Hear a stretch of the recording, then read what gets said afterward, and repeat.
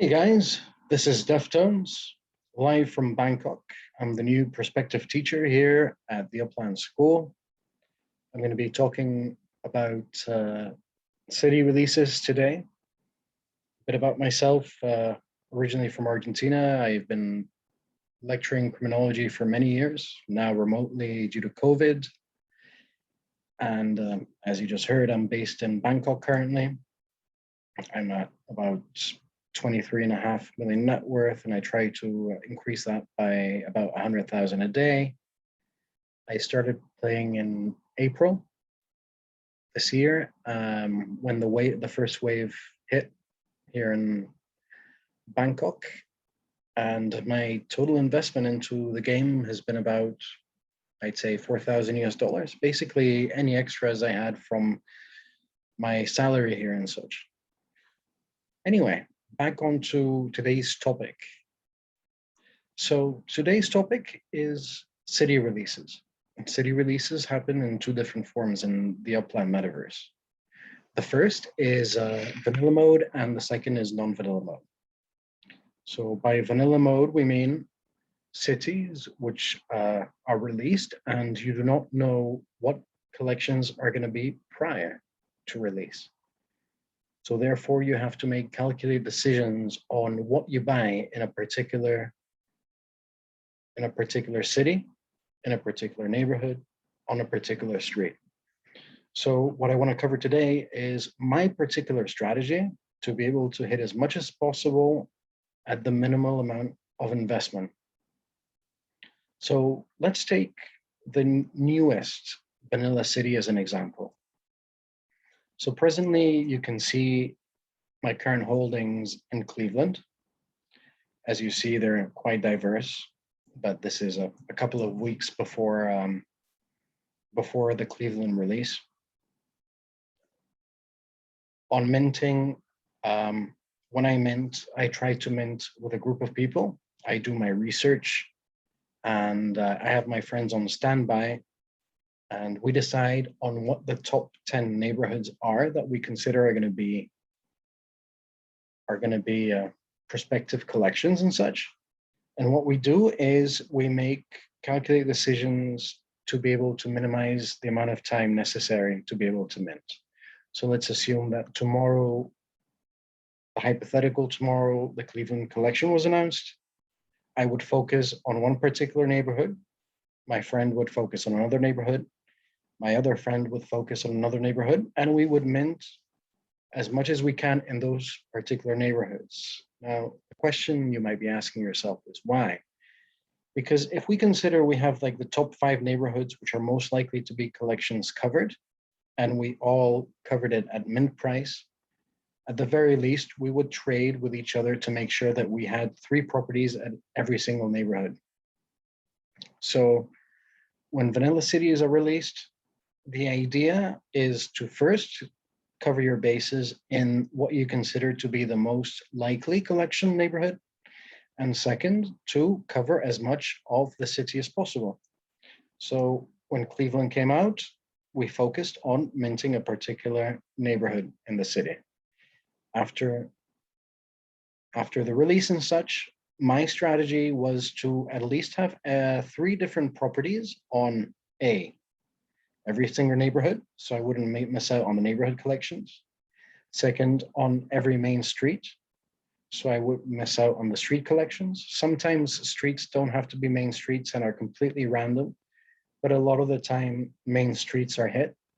I'd say about 25% of the time. So 25% of the time, you're making the right decision.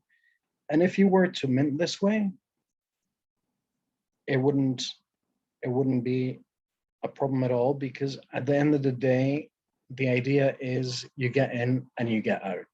What I mean by this is the following. So the neighborhood I believe at the given point in time when Cleveland release was going to be a collection was Tremont. So I'm like, guys, I choose Tremont. You guys go to Ohio City, Detroit Shoreway, Edgewater, University Circle, any other neighborhood. You mint as many as you want there, and we will trade with each other to make sure each of us has at least the 3 basics covered.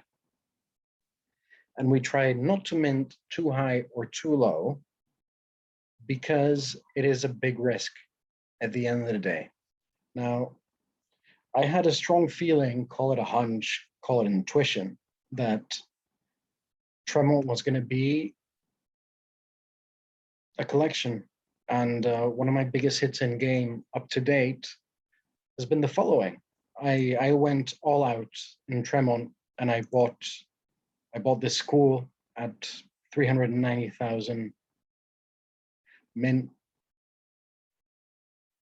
I bought a couple of other large properties and such. I mean, at the end of the day, what most people don't understand is that outside of being a game, granted, Upland is first and foremost an investment platform. And this is one of the only investment platforms in the world for now where you can actually make a huge return on investment. When you flip a property at 130% outside of fees, you're probably making 115%. I mean, where else in the world can you make 15% a day on an investment? Nowhere. People tend to forget that Upland is a financial portfolio before a game. That's why a lot of us are here. And this is like, you know, the starting segment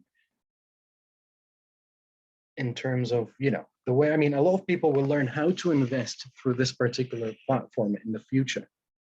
This takes cryptos to a whole other level, and I will have other episodes in these segments based on that.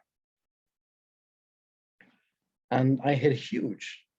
Another important thing to understand is because Cleveland is a tier 2 city, that it will appreciate in value a lot less faster than different cities, which are tier 1, like San Francisco, Manhattan. I mean, we've seen how much they've raised in value over the last year or 2 years and such, since 2019. But tier 1 cities rise in value. So the latest tier 1 city, as you may all know, is Chicago. It's been minting up slowly. I mean, the holds I currently have in Cleveland, I want to potentially get rid of, with the exception of Tremont, with the exception of Ohio City. So sometimes you get very lucky and, you know, you hit. By hitting, you hit Lorraine Avenue and such, which is the double collection, Ohio City and Lorraine Avenue, right? I made bad investments. I thought, for example, that, you know, St. Clair Avenue, or well, Superior Avenue in this case, was going to be a collection. I bought 6 in Superior Avenue. I also thought that St. Clair was going to be a collection. And I bought quite a few on St. Clair, as you can see here. As long as you hit a higher than exclusive collection, you're doing good because you recover the initial investment. The idea behind the game at the end of the day is to be able to recoup your investment, right? Your main goal right now should be to free roll. So how do I get to the point where I free roll?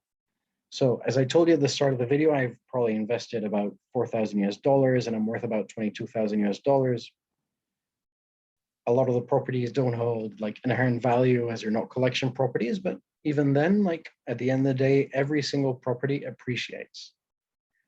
There are some people who want to liquidate in the game and they list their properties in US dollars at 85%, and that's completely fine. I mean, everyone has their own strategies. I don't do that. I never sell below market value. And I always try to recoup at least a bit of investment. So when I bought in Tremont, for example, I bought around 40 properties. And if we look at my transactions and stuff, once Tremont hit, I basically started selling all my properties in US dollars to be able to recoup small amounts of my investment at considerable markups, like 190%, 180%. So I've doubled my money and I got it back in US dollars. Some people argue that this is a good strategy because at the end of the day, you're making double your money and you're making it in tangible physical currency as opposed to UPX, which is, you know, a virtual currency which holds no inherent value outside of the game. And in some senses, I agree. But all these small sales I've made in Tremont have helped me buy back on the initial investment I put into Upland, right? To the point where eventually I'll be free rolling, and that's where I want you and everyone in the Upland school wants you to get. Free rolling is the ultimate goal in Upland. You make sound strategical decisions and they push you over the top to where you want to be. And once you're there, you're able to take more calculated risks in the game and such, right? So the great thing about Upland is you're never going to really lose. It's all about holding and knowing up until what point you want to hold to be able to sell. Are you happy with a 20% markup on your property? Are you happy with a 50% markup? It'll get there eventually. There are new players, thousands of new players every day. And these guys will be buying up the floor. So today, as I said, we'll be talking about the new city. I mean, the different types of cities releases in Upland, and the complete opposite is when you know what the collections are going to be. And again, once again, because everything is going to be incredibly competitive, I suggest you work with your friends. Some of you guys cover the limited collections, some of you guys cover the exclusive collections, but the largest part should try and compete for like the rare collections and above if possible. Another thing which I failed to mention is whenever there's a vanilla release city and such, do your research on what that city is known for. As we know, like Chicago had the Mafia collection. Chicago is known for Mafia. It's been in all the movies. We've all watched Goodfellas, you know. And a lot of the time, it is completely random, but the one factor which makes sense is what is the most notable thing about that city? I mean, is 4th East Street something amazing in Cleveland? No, it's not. Is Cleveland notorious for its breweries? It is. I mean, it's one of the first towns which developed the beer drinking culture in the States, where you had microbreweries and you have like one of the biggest collection of microbreweries in the whole of the States. So there is some level of analysis that you can particularly do on each city, which will pay off, and some which won't. As an example, I thought that because Chicago was known for like hot dogs, I went out of my way completely to research the oldest hot dog stands in Chicago which are still active in today's day and age and stuff. So I went to Google, I went to Wikipedia, I did my analysis. It didn't pay off, but at the end of the day, I didn't pay a lot. But if I hit, I would have hit massive. And it's all about that one lucky break. Anyway, I hope you've enjoyed your lesson today and such. I'll be trying to hold at least one lesson every 2 weeks. And each lesson will be focused on a different topic in Upland. I hope you've enjoyed this, and feel free to reach out to me anytime. Thank you.